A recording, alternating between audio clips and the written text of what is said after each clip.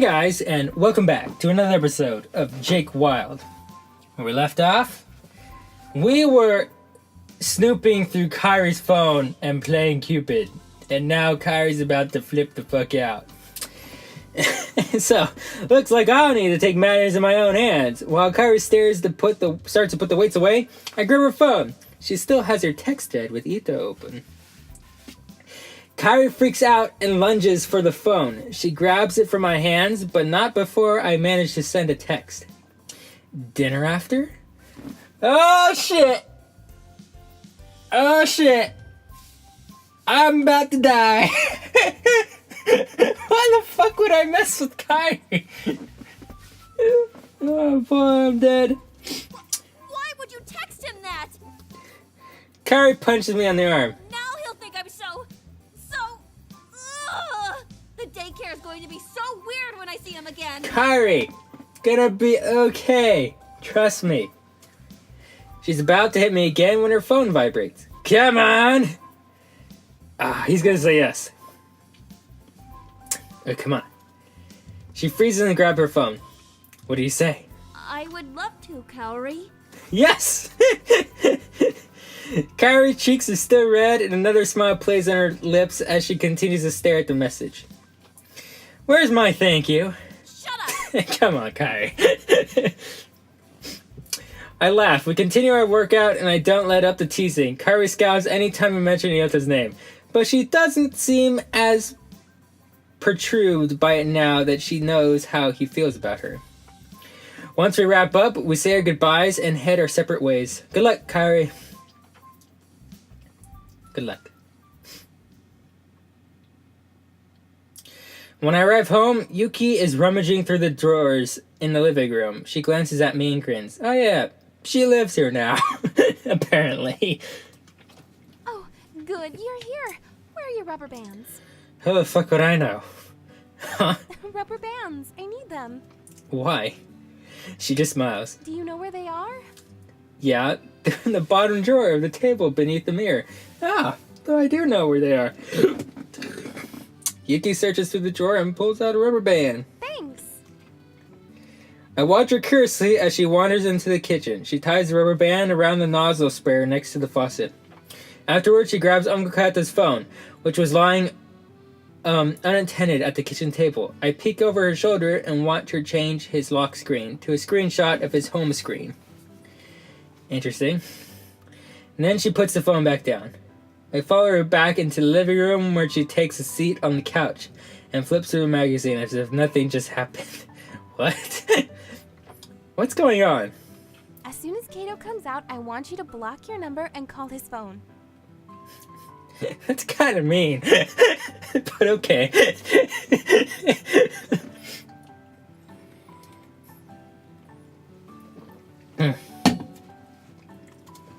Why? Just do it. It'll be worth it. I shrug and join her on the couch. If you say so. We didn't have to wait long before Kayata emerges from the back room. I do as Aunt Yuki asks and immediately call his phone. Yuki watches me closely as I do, then grins. Kato, are you going into the kitchen? Do you mind getting me a glass of water? No problem. Thank you. As soon as Kata walks through the kitchen door, Yuki and I bolt off the couch and creep in the doorway to watch what unfolds. Kata picks up an empty glass in one hand and his phone in the other. He puts the glass down beside the sink as he focuses on his phone. When he turns on the faucet, the rubber band forces the water to spray out of the nozzle and it catches Kato all over his chest. Oh man, classic. He yelps in surprise and quickly shuts off the water, then tries desperately to swipe at his phone. Aunt Yuki and I can't hold back our laughter and fall into a fit of giggles by the door. Uncle Kata looks increasingly worried as he can't get his phone to work.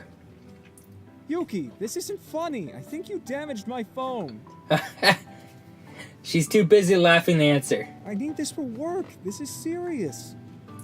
Finally, Yuki composes herself. Relax, your phone is fine.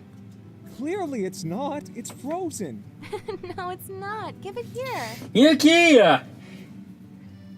You are a fun person. She plucks the phone out of his hand and unlocks it. He furrows his brow in confusion. I just changed your wallpaper. Funny, right? I can't help but laugh at the expression on Kota's face. It's relief plus irritation plus confusion rolled into one. My laugh makes Yuki want to laugh, although she tries her best to keep a straight face in front of Kyoto. Oh, Kato, your face. She breaks down into laughter. Soon even Kyoto cracks a smile at the both of us. One day, Yuki, you are going to give me a heart attack. One day, Kyoto. One day. But not today.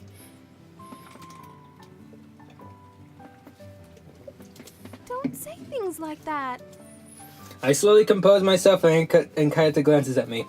You were in on this too? I thought you were on my side. I was! Kind of. Sorry, Kyoto. Sorry, but Yuki's the fun one. She smiles and gives me a hug. All right, fun one. Since this was all your fault to begin with, you should be the one to clean up the kitchen. Fair enough. Yuki goes to grab some towels while Uncle Kyoto and I head into the living room. I should tell him about what I learned at Eludian. Oh, yes. And the music stops. Oh, boy. Uncle Kyoto, I need to tell you something. It involves my dad. His smile drops. What is it?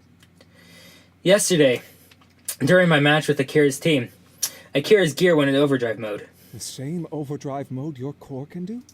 Yeah. I confronted Eludian about it this afternoon, and they told me that Midori Energy was the one who supplied them with the technology. Uncle Kyoto looks grave. That was your father's company. Exactly. Was this technology a research project he was working on for the company? I don't know. He never mentioned anything to me about it when we were building Eagle.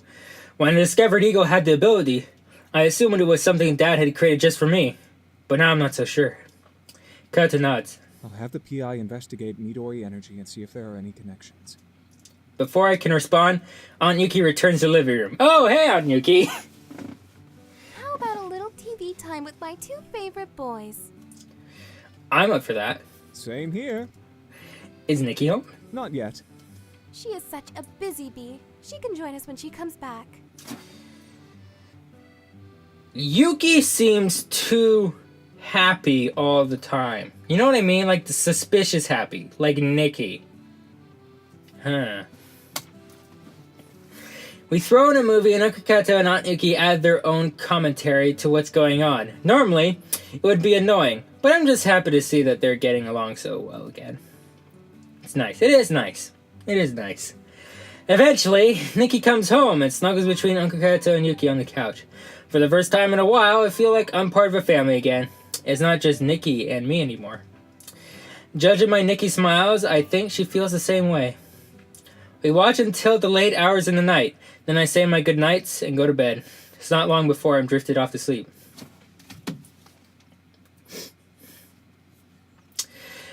Alright, Day. What do you have planned for me today? I wake up with the sound of my alarm and stretch. Today is going to be an amazing day full of fun rides and overpriced food. Okay, so we're hanging out with Valerie at the amusement park. That's great. It's going to be a whole lot of fun. As I drink my beer.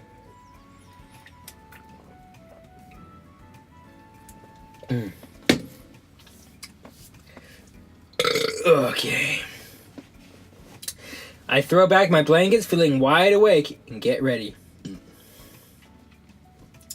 After eating a hearty breakfast, I hop on my bike and head to the train station. I spot Valerie at the platform. She greets me with a hug. Hey you, ready for our date? Hey, Valerie. Of course I am. But are you? Are you kidding? This is the highlight of my week. You must have a pretty boring week. I grin. I like your enthusiasm. The train soon arrives and we climb aboard. Valerie claims a window seat and watches the trees zip by. I wonder what she's thinking about. The gentle roar of the engines relaxes me and soon lulls me to sleep. Valerie shakes me awake when we arrive. Wake up, sleepyhead. We're here. I blink the sleep out of my eyes and follow Valerie off the train. Oh boy! Look at this place! Wow, it's very cartoonish. Extremely cartoonish. It's like they tried to cram as many rides as possible into this picture. As we exit the station, I can see the colorful rails of roller coasters twisting around each other. Every few seconds, screams permeate the air as the coaster whizzes by. Past. The Ferris wheel towers above the rest of the attraction like a beacon guiding visitors to their destination. Marvelous World hangs above the entrance in huge letters. We have a Marvelous World back in the States too, which I haven't seen since I was young. I wonder if this one is similar to the American one. Valerie grabs my hand and squeals. Ah boy, it's gonna be one of those days. How cool is that? Let's go! She takes off running towards the entrance, dragging me behind her. After we pay our tickets and get past the main gates, Valerie slowly spins in a circle, drinking in the sights around her. What should we do first? I squint at the map with my hands. Oh, I get to pick! The Spinning Ride, a roller coaster. Must eat everything, and then I will be sick. Let's go on... I want to go on a roller coaster. One thing this park does not skip on is its roller coasters. I want to go on a roller coaster. Yes, that sounds fun. Which one? I'm not sure. You pick. I hand the map over to Valerie, which she ignores. Instead, she looks up to the sky. I want to go on that red one. That red one? That one right there? That one. I think that's silver, Valerie. Or gray. I don't know. I look to where she's pointing and consult the map. And that one is the Dragon's Roar. Ooh, it already sounds promising. Following the map, we make our way towards the ride. As we get closer, I can see all the twists and turns. At one point, we even go upside down. Whoa! This is pretty intense! Whoa!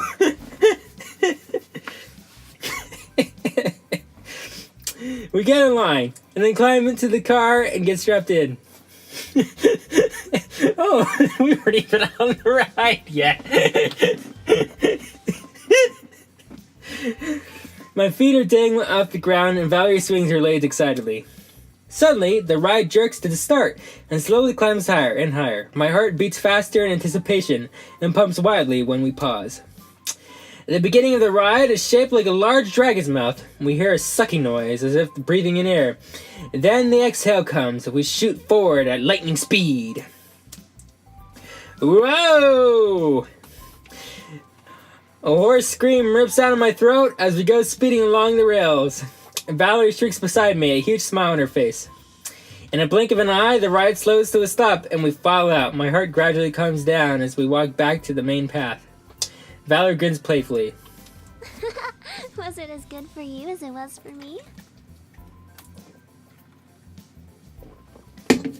I always enjoy roller coasters, Valerie. They're like my favorite thing. Definitely one of the better ones I've ever been on. Valerie grins. What do you want to do next? I must... Okay. Let's eat everything.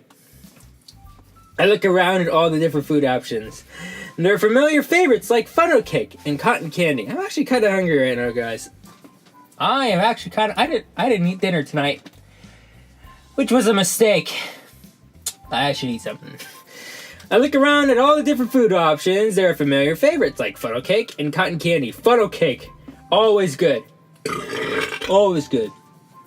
Along with some unusual favorites like takoyaki and yakitori. What's the point of going to an amusement park if we don't get fair food? Ooh, good thinking. I can't leave before getting a funnel cake. Exactly. Funnel cake. It's the best thing ever. What are you gonna get? A funnel cake, duh. Where is it? Yeah. Also a funnel cake. She smirks. You have good taste. I know. We chow down on our food and Valerie devours her entire funnel cake. Whoa! That's impressive. Most people aren't able to eat the whole thing. It was just too delicious to stop. Okay, my turn to choose. Alright, Valerie. Valerie grabs my hand and leads me through the crowd of people. Where are we going? You'll see. Ugh. Are we going on one of those romantic rides? Please, God, no. Well, you know, I'm okay with it. I blindly follow Valerie as she expertly dodges people. If we're a small and petite, I could slip between people too. But I'm not. So it's a good thing she's holding on to me. Eventually, she pauses in front of the Ferris wheel. That counts as a romantic ride, the Ferris wheel. That is I would say, the most romantic ride at an amusement park. We get in line, and she disappears for a second. Where'd she go? I don't have to worry long, though. Before she returns as if nothing had happened. Once our turn is up, we slip into the seat and pull the bar down around us. Then the wheel gently begins to turn, and we rise above the park. The people look like ants on the ground, scurrying back and forth, shuffling in lines. The storefronts and the stalls look like blocks from children's toys. Valerie stares below. Doesn't everything feel so surreal from up here? All the small things seem so insignificant. Indeed they do. Self-voicing disabled. You're ruining the moment! As soon as we reach the peak, the wheel jerks to a stop. Is this part of it? Valerie doesn't answer, but looks at me. What are the odds of getting stuck up here? It's like every single rom-com out there. She smirks. I know. I asked the guy to do this. Aww. Isn't that romantic?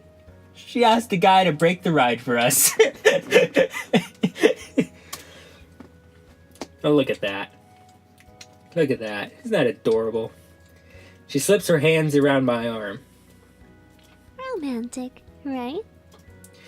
How did you get him to do that? Well, she is Valerie after all. No surprise there.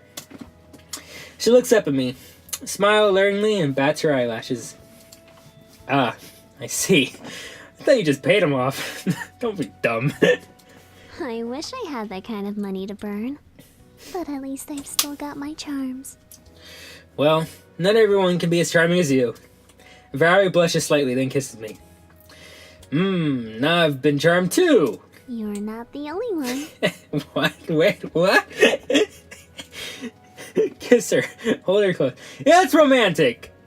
This is when you do it. You don't just hold her close on a Ferris wheel.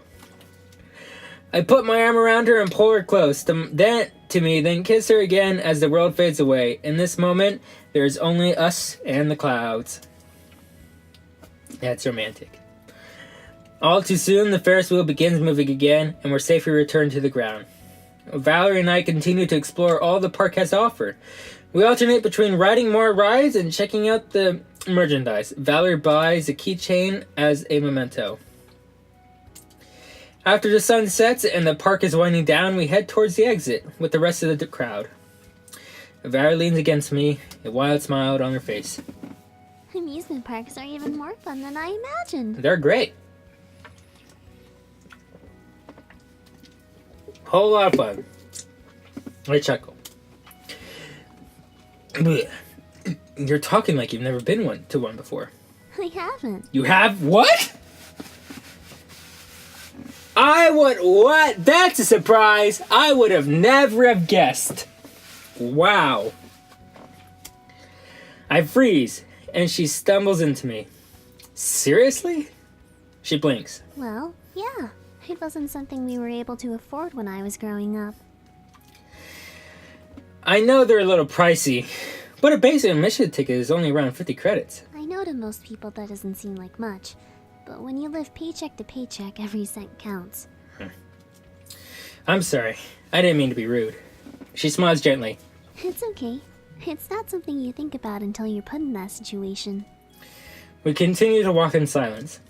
Now I feel like a jerk. Valerie squeezes my arm reassuringly. A mischievous smile spreads across her lips. Does that mean you're going to make it up to me?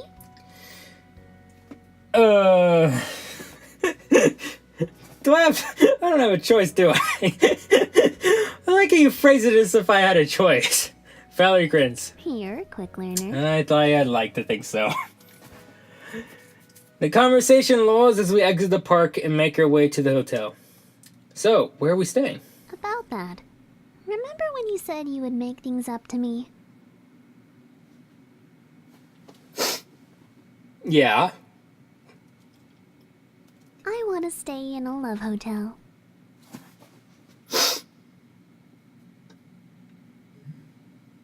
Okay.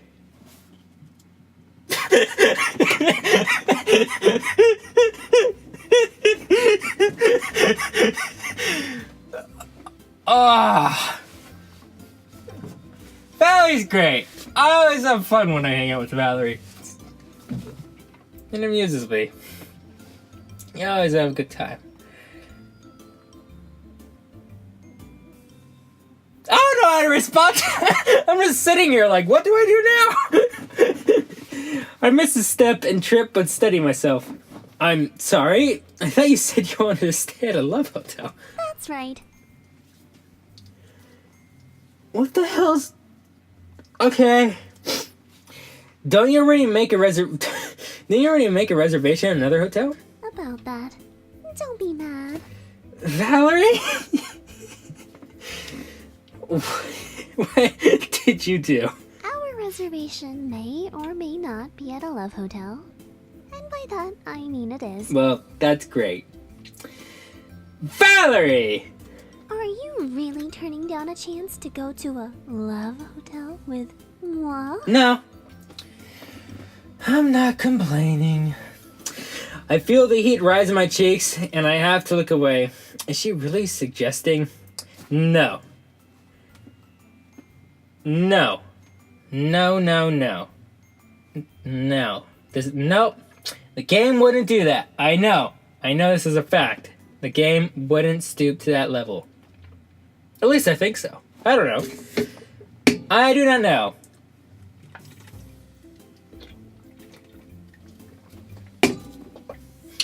I feel the heat rise in my cheeks as I have to look away. Is she really suggesting? Noticing my blush, Valerie speaks quickly. Don't worry, it's nothing like that. Okay. Oh. I'm not sure if I should be disappointed or relieved. I've just heard a lot about them and I'm really curious.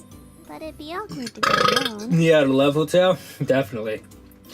Well, I suppose we didn't have a choice since you already made the reservation. And if I'm honest, I'm kind of curious about them too. Valerie smirks. Plus, anything could happen. Valerie, don't you dare trick me like this! My anxiety's all the way already up here. I'm not ready for that kind of thing. Like if I had... No! I'm really tempted! I am so tempted! Oh my god.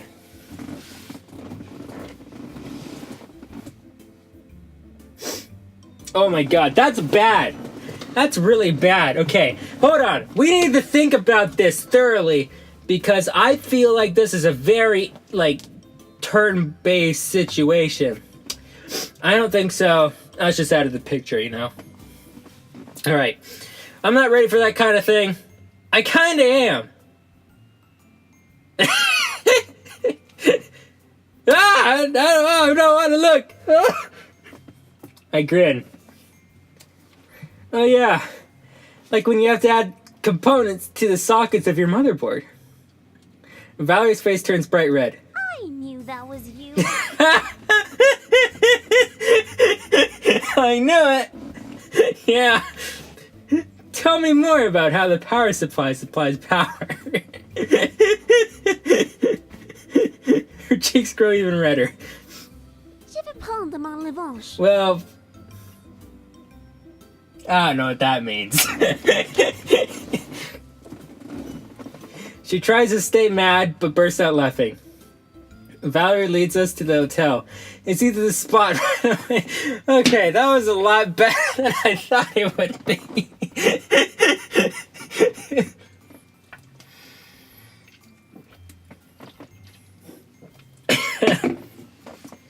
Valerie leads us to the hotel. It's easy to spot right away, as it's the only gaudy building shaped like a castle. When we enter the lobby, the first thing I notice is this small, lingering shop. I guess that's one kind of gift shop. Valerie stops in front of the poster advertising the different room options. I picked this hotel specifically because it has so many options. Which one would you want to see? I read a few of the more interesting ones from the list. I get so many options. This is great. 50 Shades of Gear, Battleship Room, Ramen Room, Naughty Classroom. Okay, that is like a torture room. I don't know what the fuck that is. Naughty Classroom. I know what you're thinking, guys. But shut the fuck up.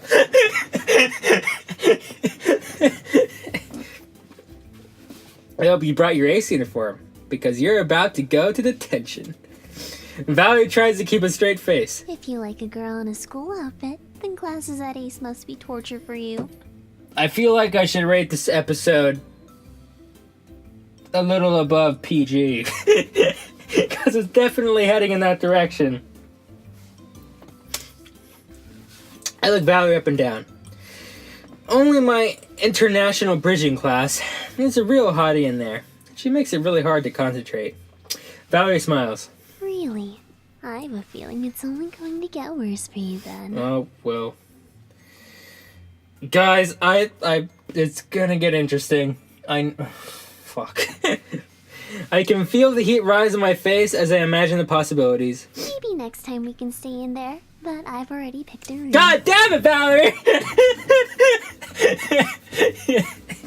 God damn it. What was go time? Why did you ask me which room I wanted if it didn't even matter?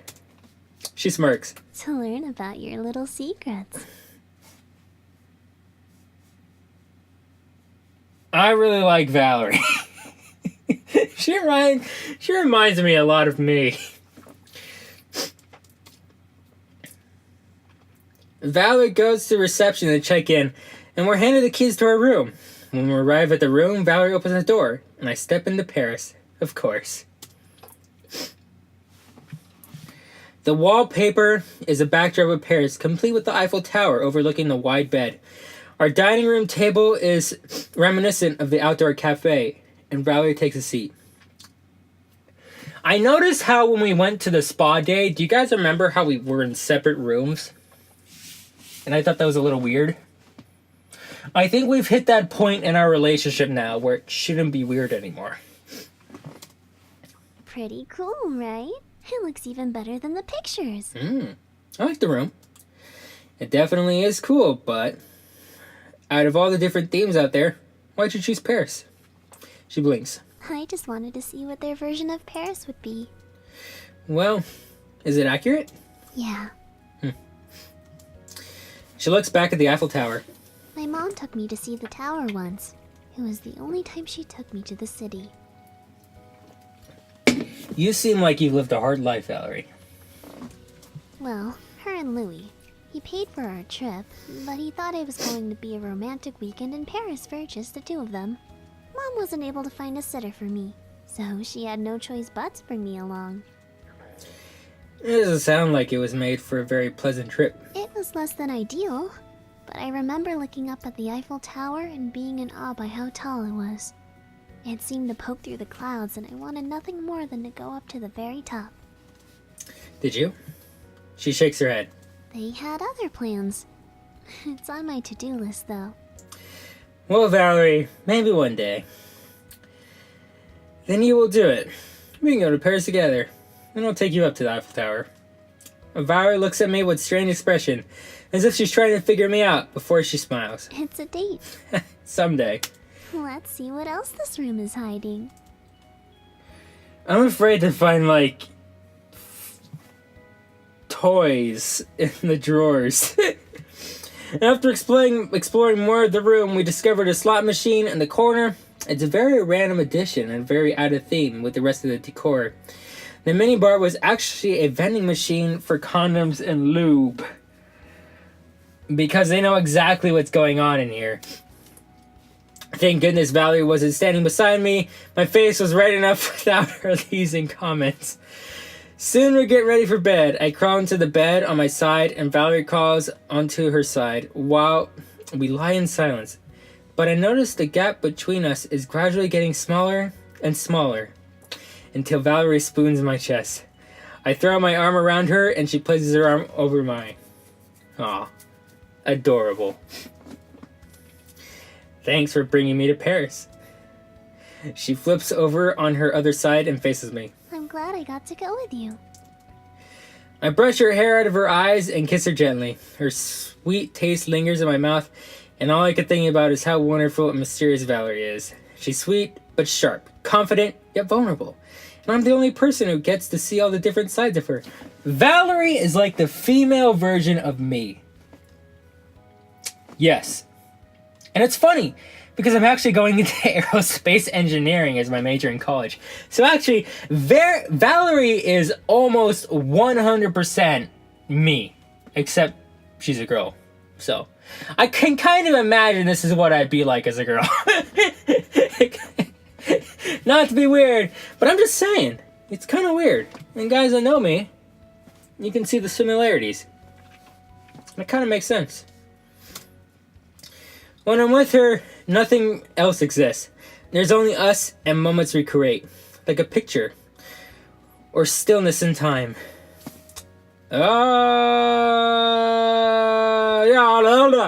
Je t'aime. Valerie glances sharply at me and her cheeks flush. Oh man, I made a choice! I made a choice! I made a choice! Ah!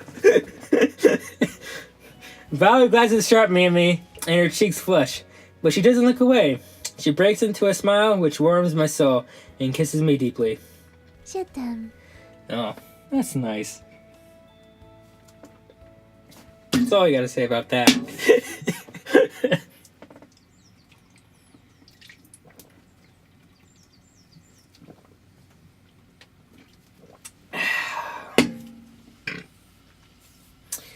A gentle stir wakes me. I blink up in my eyes and see Valerie slipping out of bed. Where are you going? My voice is thick with sleep. Valerie grins and crawls back over to kiss my cheek. It's time to wake up. You've got a train to catch, remember? Trains. Schedules! Who needs them? I'm not ready to leave the warm bed, but I reluctantly do so anyway. We both get ready in silence, but there's no awkwardness to it. After we check out, we pick up a quick breakfast and wait for the train. I'm glad Valerie and I have hit this stage in our relationship. It's nice. It's great. But, guys, that's going to be the end of this episode. That was a whole episode dedicated to Valerie. Except the beginning bit with Kyrie. But, yep. I don't know how the hell you guys think about this episode. I enjoyed it. I don't know how you felt about it. But I'll see you guys around for the next episode. Alright. Peace.